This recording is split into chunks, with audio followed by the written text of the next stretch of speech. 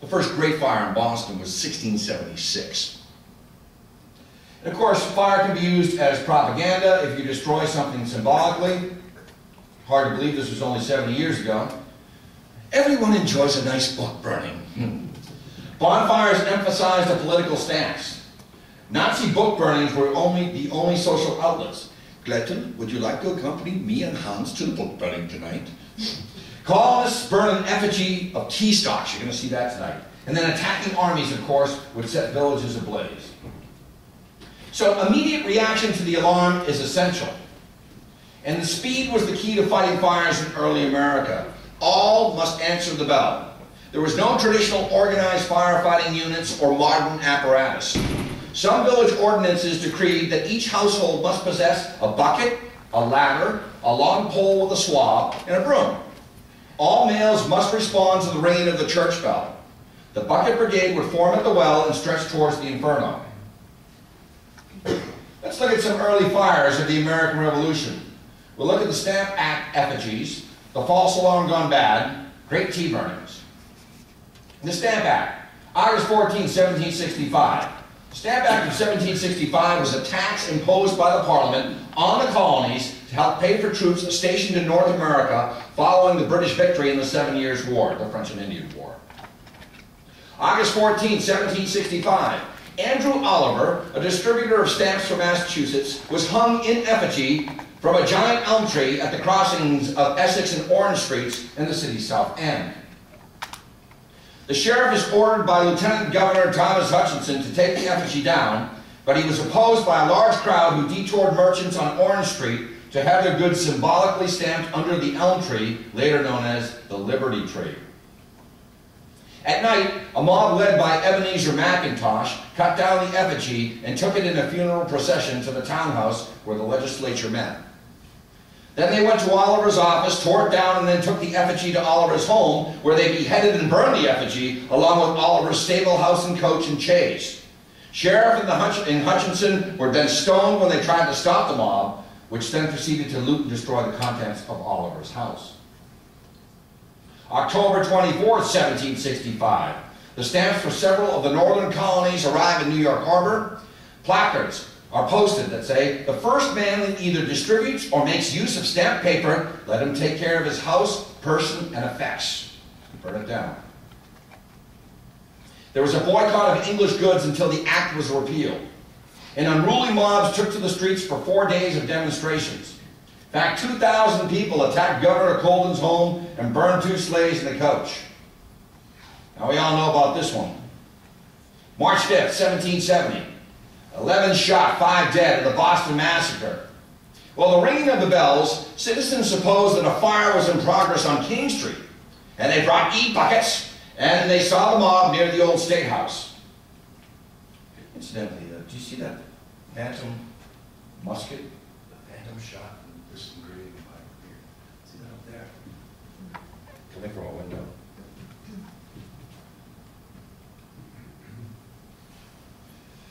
Of course, 5 dead. Has anybody here seen the series John Adams? No. I recommend it highly. They do take liberties, like when the Knox cannon train goes by the Adams house, it did not, but they do a marvelous job acting. But in the opening scene, as Adams is called because he hears the church bell, he hears fire, so he grabs the bucket, and the mob is yelling fire at the British soldiers, trying to challenge them to fire into the crowd, which they did after somebody picked up a chunk of ice and hit a British soldier off the noggin. But that's an 18th century fire bucket, leather.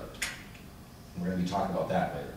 Well, December 16, 1773, the Boston Tea Party takes place. No fire involved here, but other tea parties follow. Some preceded. May 10, 1773. To keep the troubled East India Company afloat, Parliament passes the Tea Act, taxing all tea in the American colonies.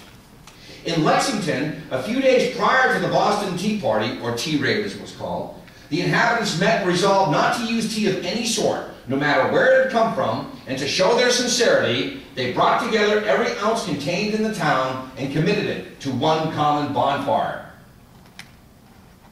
The Annapolis Tea Party. Incidentally, this is a tea chest that washed ashore after the Boston Tea Party in Dorchester in 1773, and it was found in an attic just a few years ago. Some debate its authenticity to the actual Tea Party. October 14, 1774, an action similar to Boston's Tea Party. The British East India Company tea ship anchored at Annapolis, called the Peggy Store, is loaded with more than a ton of smuggled British tea in packages labeled as linen. Well, men approached the ship owner, a Mr. Stewart, and told him to sign a paper stating that he had done wrong in bringing British tea into the colony and that he would destroy his tea. Mr. Stewart was scared of the men, and instead of burning the tea, he burned his whole ship. Something known as the Second Boston Tea Party took place on March 7, 1774. Colonel Knowles confronted his eastern neighbors. It was a day that Governor Hutchinson proclaimed a day of public fasting.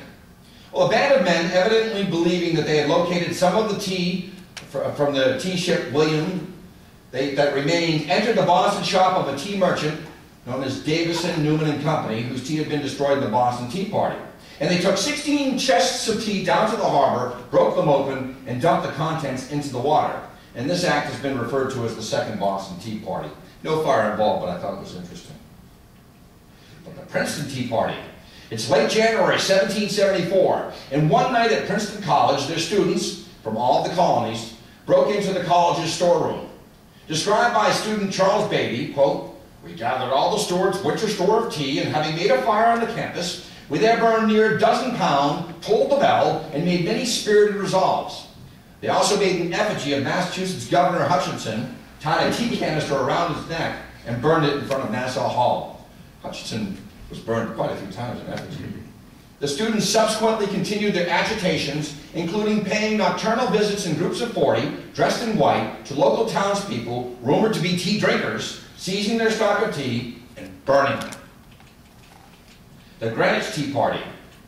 Summer 1774, captain of the small ship Greyhound is loaded with East India Company tea, and he was reluctant to try to unload his shipment in Philadelphia.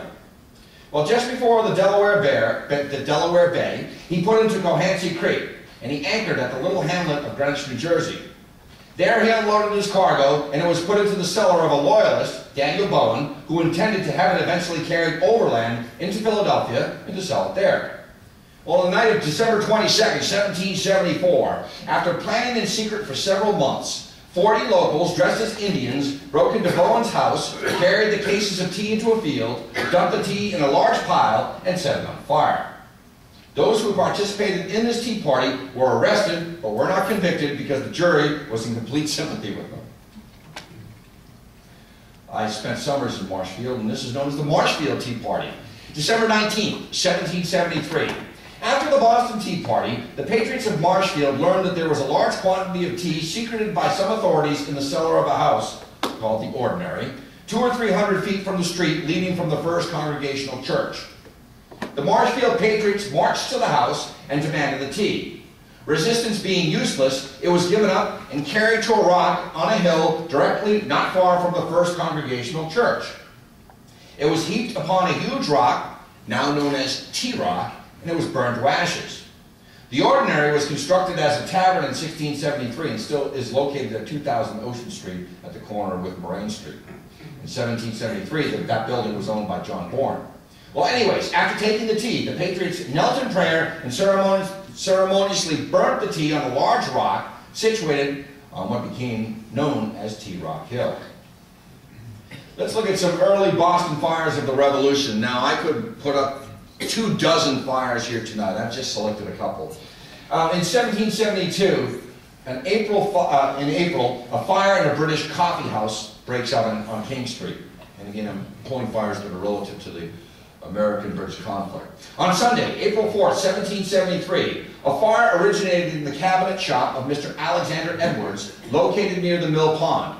And remember, in those days, Boston was on a peninsula. It looked like a lollipop on an isthmus. And it was filled in later when they chopped off Beacon Hill, and part of the remnants from the Great Fire of 1872 were dumped into the harbor, and they built on that. That's why some seismologists think that if an earthquake strikes New England, as it did in 1744, 1755 were the last major ones, that you get quite some shaking there.